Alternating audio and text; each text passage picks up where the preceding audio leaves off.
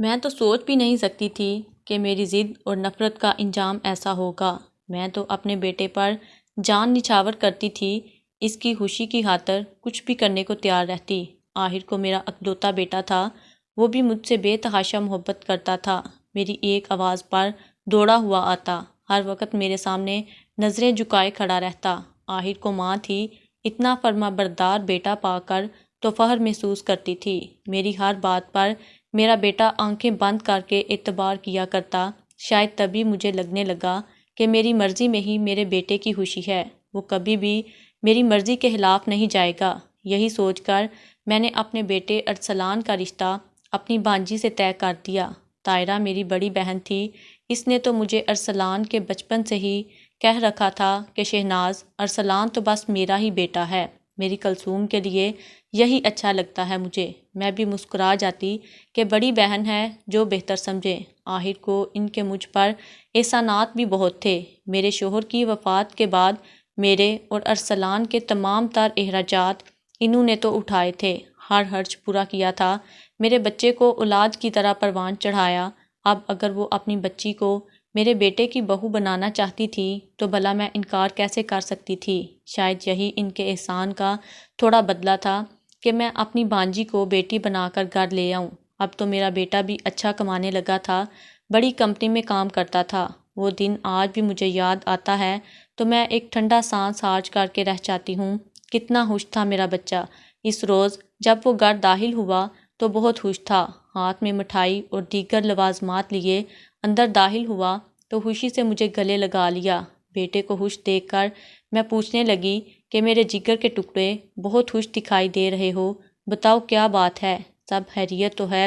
ارسلان میرے ساتھ ہی لگ کر کہنے لگا کہ امی جان، ایک خوشخبری ہے، بلکہ ایک نہیں، میرے پاس دو خوشخبریاں ہیں۔ بیٹے کی بات سنی تو میں بھی خوش ہو کر کہنے لگی، بیٹا ایک خوشخبری تو میرے پاس بھی ہے تمہارے لیے، مگر پہلے تم بتاؤ۔ بیٹا میرے ماتھے پر بوسہ دیتے ہوئے کہنے لگا کہ امی جان، میری پروموشن ہو گئی ہے، کمپنی والوں نے مجھے گاڑی دی ہے اور کہہ رہے ہیں کہ اگلے ماہ میں ایک گھر بھی دیں گے۔ بیٹے کے منہ سے یہ سنا تو خوشی سے آنکھوں میں آنسو آ گئے۔ میں اس کا ماتھا چوم کر ڈھیروں دعائیں دینے لگی۔ بیٹے نے میرا منہ میٹھا کروایا اور کہنے لگا، امی اب آپ بتائیں، آپ کے پاس میرے لیے کیا خبر ہے؟ بیٹے سے کہا کہ تم دوسری خبر سناؤ، پھر میں اپنی سناتی ہوں۔ مگر بیٹا بضد ہوا تو میں ڈبے سے گلاب جامن اٹھا کر بیٹے کو کھلاتے ہوئے بولی، شہزادے میں تمہاری بات پکی کر آئی ہوں کلثوم کے لیے۔ میں جتنی خوش ہو کر بتا رہی تھی، ارسلان تو جیسے شوق سا کھڑا مجھے دیکھتا رہ گیا،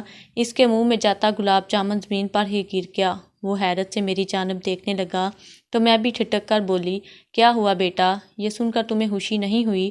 ارسلان فوراً منہ صاف کر کے بولا، امی آپ ایسے اچانک مجھ سے پوچھے بغیر سب کیسے کر سکتی ہیں؟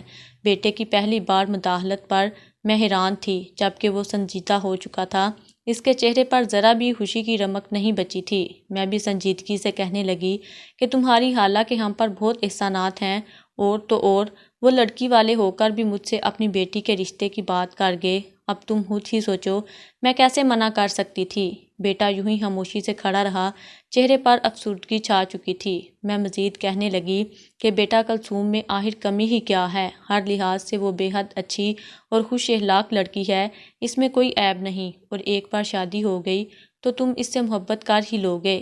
اتنا سننا تھا کہ بیٹا پہلی بار مجھے جواب دیتے ہوئے کہنے لگا، امی معاف کیجیے گا مگر میں کلثوم سے شادی نہیں کر سکتا، میرے دل میں نہ پہلے کبھی اس کے لیے کوئی احساس تھا اور نہ کبھی ہوگا، بہتر ہے کہ آپ جا کر منع کر دیں خالہ کو۔ بیٹے کی بات سنی تو میرا دل دھڑکنا بھول گیا۔ میں سختی سے بولی کہ تم ایسا کیسے کہہ سکتے ہو؟ کہیں تم کسی اور کو؟ بیٹا گہری سانس کھینچ کر کے بولا، دراصل آج میں آپ کو یہی بتانے والا تھا کہ میں کسی اور کو پسند کرتا ہوں اور اسی سے ہی شادی کروں گا۔ ارسلان کے منہ سے یہ الفاظ مجھ پر پہاڑ بن کر ٹوٹے تھے، میں تو جیسے بت بنی کھڑی رہ گئی۔ اپنی باجی کا خیال آیا، آخر وہ کیا سوچے گی میرے بارے میں؟ وہ تو مجھ سے ہر تعلق ہی ختم کر دے گی۔ میں کچھ کہتی، اس سے پہلے ہی موبائل کی رنگ ٹون بجی، فوراً حواس بحال کرتی فون کی جانب گئی تو بڑی باجی کی ہی کال تھی۔ اپنی ہڑبڑاہٹ قابو کر کے میں نے کال اٹھائی تو سلام دعا کے بعد باجی کہنے لگی، آج رات ارسلان کو لے کر یہیں آ جانا، تم دونوں کی دعوت یہی ہے، بچے بھی ذرا ایک دوسرے سے بات چیت کر لیں گے اور ہم بھی سوچ لیں گے کہ نکاح اس جمعہ کو رکھیں یا اگلے جمعے کو۔ باجی کی باتیں تو مجھے مزید کپ کپانے پر مجبور کر رہی تھیں۔ میری حالت دیکھ کر بیٹا پریشان سا ہو گیا اور پانی پلانے لگا، مگر میں نے بضد ہو کر کہا کہ تمہاری شادی ہوگی تو صرف کلثوم کے ساتھ، میں کسی ایری گیری کو اپنے گھر کی بہو نہیں بناؤں گی۔ مگر بیٹا بولا، زندگی میں پہلی بار میں نے آپ سے فرمائش کی ہے، ساری زندگی میں نے آپ کی ہی مانی، تو کیا آپ نہیں چاہتی کہ آپ کا بیٹا اپنی پسند کی لڑکی کے ساتھ ہنسی خوشی زندگی گزارے؟ بیٹے کی بات سنی تو مجھے لگا جیسے وہ مجھ پر جتا رہا ہے اور طنز کر رہا ہے۔ میں داڑیں مار کر روتے ہوئے بولی کہ سیدھی طرح کہہ دو، تمہیں میری باتیں صرف پابندیاں لگتی تھیں، اگر اتنی ہی تکلیف تھی تو نہ مانتے میری باتیں، اب یوں جتاؤ تو نہیں۔ بیٹا گہری سانس حاج کر کے رہ گیا۔ اس رات ہم ڈنر کے لیے باجی کے ہاں گئے تو وہ بہت خوش تھیں۔ کلثوم بھی جھجکتی ہوئی میرے پاس آ کر بیٹھ گئی، جبکہ ارسلان تو سنجیدگی سے ایک طرف بیٹھا رہا۔ باجی نے اسی جمعے کو نکاح کرنے کا فیصلہ سنا دیا۔ رخصتی کچھ ماہ بعد ہی طے پائی تھی، میں تو کوئی فیصلہ کر ہی نہ سکی، سب کچھ میری بڑی بہن طے کر چکی تھی۔ گھر آئے تو بیٹا غصے میں تھا، میرے قدموں میں بیٹھ کر کہنے لگا، امی آپ اس رشتے سے انکار کر دیں، ابھی بھی وقت ہے، میں کلثوم کو کبھی بھی اس روپ میں قبول نہیں کروں گا۔ آپ تین زندگیاں برباد کر رہی ہیں۔ مگر مجھے تو اپنی بہن کا پاس رکھنا تھا، اس لیے بیٹے کو سختی سے تنبیہ کی کہ میں اپنی بہن کا دل نہیں دکھا سکتی، تمہاری شادی ہوگی اور صرف کلثوم سے ہوگی۔ اس رات میں نے پہلی بار ارسلان کو جھڑکا تھا، شاید وہ بھی ضد پر اڑ چکا تھا۔ میں تو سوچ بھی نہیں سکتی تھی کہ کل کا سورج مجھ پر کیسی قیامت لائے گا۔ اگلی صبح بیٹا دفتر کے لیے جلد ہی نکل گیا، وہ ناشتہ بھی کر کے نہیں گیا تھا۔ نکاح میں 3 روز باقی تھے، کچھ سمجھ نہیں آ رہی تھی کہ کیا تیاری کروں۔ آخر باجی کے ہاں ہی چلی گئی اور جا کر نکاح کا سامان لیا۔ گھر واپس آئی تو رات ہو چکی تھی، مگر ارسلان ابھی تک گھر نہیں آیا تھا۔ مجھے اب تشویش ہونے لگی تھی، کہیں وہ مجھے لے کر بدگمان ہی نہ ہو جائے۔ ابھی میں یہی سوچتے ہوئے بیٹے کو فون کرنے لگی تھی کہ تبھی دروازے پر دستک ہوئی، یقیناً ارسلان ہی ہوگا۔ یہ سوچ کر میں نے جب دروازہ کھولا تو سامنے ارسلان ہی کھڑا تھا، مگر آفس کے حلیے میں نہیں بلکہ کاٹن کا سوٹ پہنے ہوئے، گلے میں پھولوں کا ہار ڈالے ہوئے تھا۔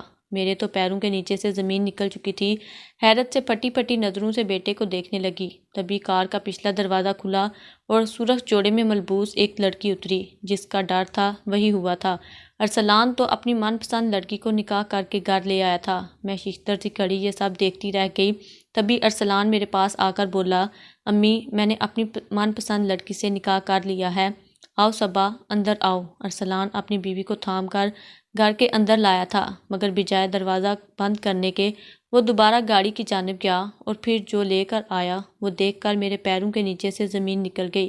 اس نے 2 بچوں کو اٹھا رکھا تھا جو شاید 3-4 سال کے لگتے تھے اور جڑواں تھے۔ جب مجھے یہ ساری کہانی سمجھ آئی تو یوں لگا جیسے سانس لینا ہی بھول گئی ہوں۔ دونوں بچے صبا کو ماما ماما کہہ کر بلا رہے تھے۔ میرا تو ہاتھ سیدھا دل پر گیا تھا، گرتے گرتے بچی تھی۔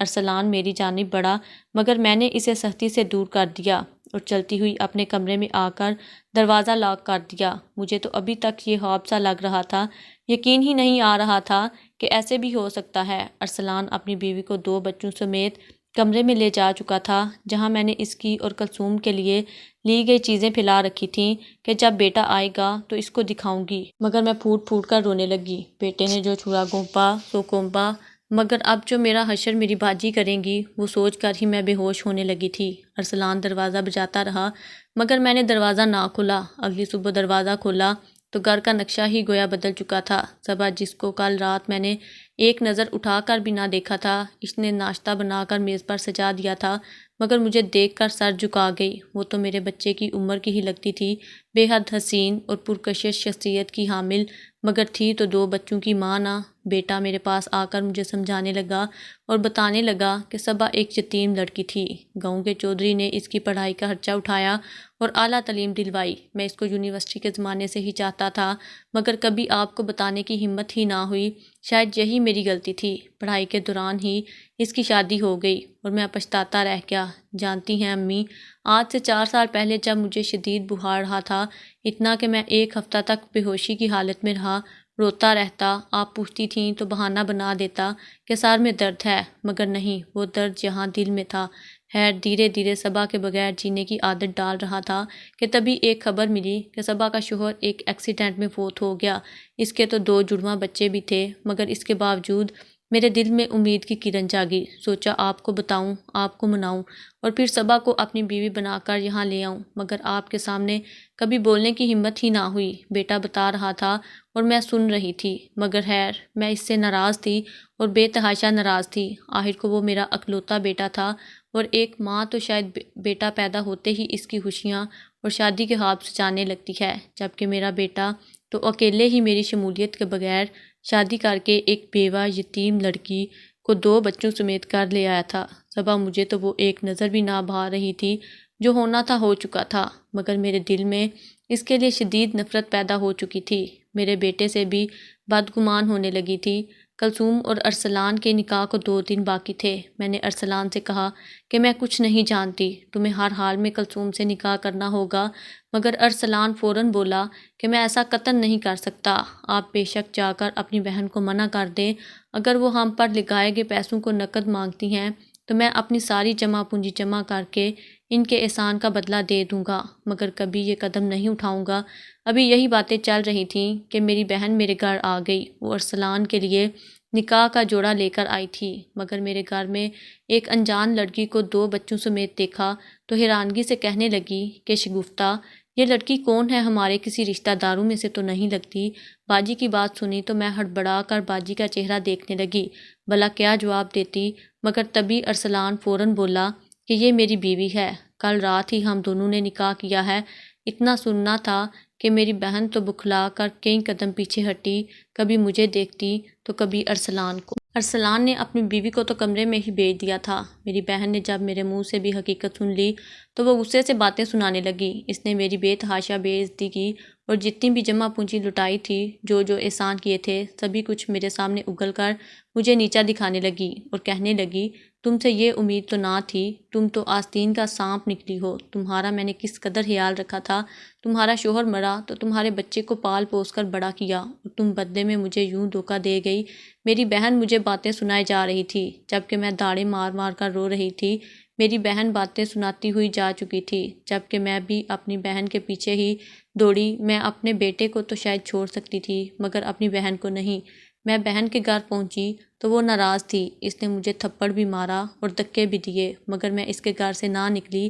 میں اس کے قدموں میں گر گئی اور رو رو کر کہنے لگی، اس میں میرا کوئی قصور نہیں، ارسلان پر تو اس عورت نے جادو سا کر دیا ہے، وہ تو میری بات ماننے سے بھی انکاری ہے، یہ سب کچھ ان کا ہی کیا دھرا ہے، میں تو بالکل انجان ہوں۔ بہن نے جب یہ سنا تو اس کا غصہ تھوڑا کم ہوا اور روتے ہوئے کہنے لگی، میں تو اپنی بیٹی کی شادی ہر حال میں ارسلان سے ہی کرواؤں گی، اب یہ تم پر منحصر ہے کہ تم کیسے اس عورت سے اپنے بیٹے کی جان چھڑواتی ہو۔ میری بہن نے میرا دماغ اس قدر زہر سے بھر دیا کہ میں اچھے برے کی تمیز ہی بھول گئی۔ میرا بس ایک ہی مقصد تھا اور وہ یہ تھا کہ میں صبا کو اس گھر سے نکال کر ہی رہوں گی اور اپنے بیٹے کو اس کے خلاف پدزن کر کے کلثوم کو اپنی بہو بناؤں گی۔ میں کوئی اتنی چالاک نہ تھی، مگر میری بڑی باجی نے مجھے کئی مشورے دیے اور کئی منصوبے بنا کر دیے، جن پر عمل کرتے ہوئے میں آگے بڑھنے لگی۔ پہلے تو 1 ہفتہ تک میں بیٹے اور بہو سے ناراض رہی، مگر پھر دھیرے دھیرے اپنا رویہ اس کے بچوں اور ارسلان کے ساتھ ٹھیک کر لیا۔ ارسلان بھی خوش ہو گیا اور میں ارسلان کے سامنے تو اس کے بچوں سے بہت پیار کرتی، اس کی بیوی کو بھی بیٹی کہہ کر بلاتی، مگر جو ہی ارسلان گھر سے جاتا تو میں فوراً اس کے ساتھ سختی سے پیش آنے لگتی، ساری کھانے کی چیزیں اپنی دسترس میں رکھتی، اس کے بچے کھانا مانگتے تو میں مار کر کمرے سے بھگا دیتی۔ وہ روتے بلکتے رہتے اور کہتے کہ ہم ابو کو سب کچھ بتا دیں گے، مگر میں ایک بار پھر انہیں مار کر کہتی، کہاں کا ابو؟ تم لوگوں کا ابو تو مٹی تلے مر چکا ہے، خبردار جو میرے جوان جہان بچے کو ابو کہا تو۔ صبا بھی یہ رویہ دیکھ کر بے حد پریشان ہو چکی تھی، بولی بالی سی رونے لگتی اور ہاتھ جوڑ کر کہتی کہ میں ماضی میں بہت تکلیف سہ کر آئی ہوں، خدارا مجھ پر مزید ظلم مت کریں، مگر میں تو اس پر بھی ہاتھ اٹھا جاتی، بیٹے کو اس کے خلاف کرنے لگتی، مگر میرا ارسلان تو اس کے پیچھے پاگل تھا، ماں سے زیادہ بیوی پر اعتبار کرتا تھا۔ میری اب تک کے سارے منصوبے فیل ہو چکے تھے۔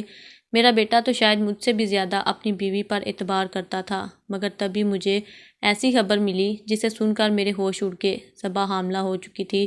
مجھے تھوڑی خوشی بھی ہوئی کہ میں دادی بننے والی ہوں۔ میں نے جب یہ خبر جا کر اپنی باجی کو سنائی تو وہ غصے سے بھڑک اٹھی اور کہنے لگی کہ خبردار جو اس بچے کو دنیا میں آنے دیا، ورنہ ارسلان تو بالکل ہی اپنی بیوی کے نیچے لگ کر رہ جائے گا، تمہاری ایک بھی نہیں سنے گا۔ ارے پاگل، وہ تمہیں دھکے دے کر گھر سے نکال دے گی۔ اتنا سننا تھا کہ میں ایک بار پھر بدگمان ہونے لگی۔ میں نے باجی سے کہا کہ آخر بتائیں میں کیا کروں، تو باجی کہنے لگی جو میں کہتی ہوں اس پر عمل کرنا۔ انہوں نے جو مشورہ مجھے دیا وہ سوچ کر ہی میرے رونگٹے کھڑے ہو گئے، مگر عمل کرنا تو ضروری تھا، کیونکہ باجی نے کہا تھا۔ انہوں نے مجھے ایک دوا لا کر پکڑائی اور بولی لو دودھ میں ملا کر اپنی بہو کو دے دینا، اس کا بچہ تو مرے گا ہی مرے گا، ساتھ صبا بھی دھیرے دھیرے موت کی گھاٹ اتر جائے گی اور کسی کو کانوں کان خبر ہی نہ ہوگی۔ مجھے ڈر بھی لگ رہا تھا مگر انتقام لینا تھا۔ میں نے وہ دوا لی اور لے کر گھر چلی آئی۔ میرا رویہ تو بہو کے ساتھ ایک بار پھر اچھا ہو گیا تھا، یہ سوچ کر کہ وہ میرے پوتے یا پوتی کی ماں بننے والی ہے۔ وہ بھی خوش تھی کہ میرا رویہ بدل گیا ہے۔ اسی رات میں نے دودھ کا گلاس گرم کیا اور لا کر اپنی بہو کو دیا، جس میں میں نے زہر ملا رکھا تھا۔ میں نے ان کو دودھ کا گلاس تھماتے ہوئے کہا کہ اپنا بہت سارا خیال رکھو، آخر کو تمہارے پاس میرے ارسلان کی نشانی ہے۔ وہ خوش ہو گئی۔ میں نے دونوں کو دعائیں دی اور کمرے سے نکل گئی۔ یہی سوچ رکھا تھا کہ آدھی رات کو اس کی طبیعت خراب ہوگی اور وہ ہسپتال چلی جائے گی، چند روز بیمار رہے گی اور پھر موت کی گھاٹ اتر جائے گی۔ یہ سوچ کر خوشی خوشی لیٹ گئی، مگر جب صبح ہوئی تو میرے ہوش اڑ کے دروازے پر زور زور سے دستک ہونے لگی۔ جب میں نے دروازہ کھولا تو سوچا تھا ارسلان ہوگا، مگر یہ تو صبا کھڑی تھی جو بدحواس کہنے لگی کہ آنٹی پتہ نہیں ارسلان کو کیا ہو گیا ہے، میں کب سے جگا رہی ہوں مگر وہ اٹھ نہیں رہے۔ میرے تو جیسے ہاتھ پاؤں سن ہو چکے تھے اور بھاگتی ہوئی بیٹے کے کمرے میں گئی تو وہ بستر پر پڑا تھا، رنگ زرد پڑ چکا تھا، یوں لگتا تھا جیسے وہ اس سے آگے میں سوچ ہی نہیں سکتی تھی۔ چیختے چلاتے ہوئے بیٹے کو اٹھانے لگی، جب دیکھا تو دودھ کا گلاس کمرے میں خالی پڑا تھا۔ بے ساختہ بہو سے پوچھا کہ رات کو جو دودھ کا گلاس میں تمہیں دے کر گئی تھی وہ تم نے پیا؟ کہنے لگی کہ جی آنٹی میں نے صرف 2 ہی گھونٹ پیا تھا، جبکہ باقی میں نے ارسلان کو پینے کے لیے دے دیا تھا کیونکہ مجھے دودھ اچھا نہیں لگتا۔ اتنا سننا تھا کہ مجھ پر مانو پہاڑ گر گیا۔ میں روتے ہوئے بیٹے کو لے کر ہسپتال چلی گئی تھی۔ اس کی بھی طبیعت خراب ہو رہی تھی۔ ڈاکٹر نے چیک کیا تو کہنے لگے آپ کے بیٹے کے وجود میں زہر پھیل چکا ہے، ہم اپنی طرف سے پوری کوشش کریں گے، آپ دعا کریں۔ وہیں صبا کی بھی طبیعت خراب ہونے لگی۔ جب اس کا چیک اپ کیا گیا تو ڈاکٹر کہنے لگے آپ نے یقیناً زہریلی چیز کھائی ہے جس کی وجہ سے آپ کے بچے پر اثر پڑ رہا ہے، ہو سکتا ہے کہ آپ کا بچہ ہم نہ بچا سکیں۔ میری بہو اور بیٹا دونوں ہی ہسپتال میں تھے۔ اس کے دونوں بچے میرے قریب بیٹھے ماما ماما کہہ کر اور ارسلان کو بابا کہہ کر رو رہے تھے، جبکہ میں سر پکڑ کر بیٹھی ہوئی مفت ماغ لیے سکتے کی کیفیت میں تھی۔ میں نے یہ کیا کر دیا تھا؟ میری نظر بچوں پر گئی جو میرے ارسلان کی اولاد نہیں تھے، مگر اس کے باوجود اس کے لیے اس قدر تڑپ تڑپ کر رو رہے تھے کہ جیسے وہی ان کا سب کچھ ہو۔ پھر آخر میں ماں ہو کر کیسے اس قدر خود غرض ہو گئی کہ آج میں نے جو بہو کے لیے برا چاہا تھا وہ میرے بیٹے پر ہی آ گزرا تھا۔ میں نے ان بچوں کو سینے سے لگا لیا اور پھوٹ پھوٹ کر رونے لگی۔ آخر خدا کی بارگاہ میں اپنے گناہوں کی معافی مانگی اور تمام گناہوں سے توبہ کرتے ہوئے کہا کہ دوبارہ کبھی ایسا کام نہیں کروں گی۔ میں نے اتنی دعائیں شاید کبھی زندگی میں بھی نہیں مانگی تھیں۔ کئی گھنٹوں تک بیٹے اور بہو کا علاج چلا۔ بہو تو بچے سے محروم ہو چکی تھی، جبکہ میرا بیٹا زندگی اور موت کی کشمکش میں لڑ رہا تھا۔ آخر 2 دن کی انتھک محنت کے بعد میں نے اپنی ساری جمع پونجی لٹا کر اپنے بیٹے کی زندگی بچا لی۔ میں کچھ بھی اپنے بچے سے چھپانا نہیں چاہتی تھی۔ بیٹے کے سامنے گناہ گار بنی، ہاتھ جوڑ کر معافی مانگ کر بتا دیا کہ سب کچھ میں نے ہی کیا تھا۔ بیٹا صدمے کی کیفیت میں تھا، ناراض ہوا، مگر مجھے روتا دیکھ کر سینے سے لگا لیا۔ صبا بھی رو رہی تھی۔ آخر ان دونوں نے اپنی اولاد کو کھویا تھا۔ مجھے بھی شاید اب اپنے پوتا یا پوتی کے کھو جانے کا درد ہوا تھا، کیونکہ اب میں نے اپنی آنکھوں سے دنیا کو دیکھا تھا۔ بہو اور بیٹے نے مجھے معاف کر دیا، مگر جب ہم گھر آئے تو مجھے باجی کی کال آئی تھی، کہنے لگی کہ یہ پلان تو فیل ہو گیا، اب آگے کیا کرو گی؟ اتنا سننا تھا کہ میں نے فون کان سے ہٹا دیا اور باجی کا نمبر ہمیشہ ہمیشہ کے لیے بلاک کر دیا۔ میرے بیٹے کی صحت ٹھیک ہوئی تو اسے دوسرے بڑے شہر میں ایک بڑا گھر بھی مل گیا۔ ہم سب وہاں شفٹ ہو گئے۔ دوبارہ میں نے کبھی اپنی بہن سے رابطہ کرنے کی کوشش نہ کی۔ بس اب میں مزید اپنے بچے کی زندگی کو خطرے میں نہیں ڈال سکتی تھی، بس اس کی خوشی میں ہی میری خوشی تھی۔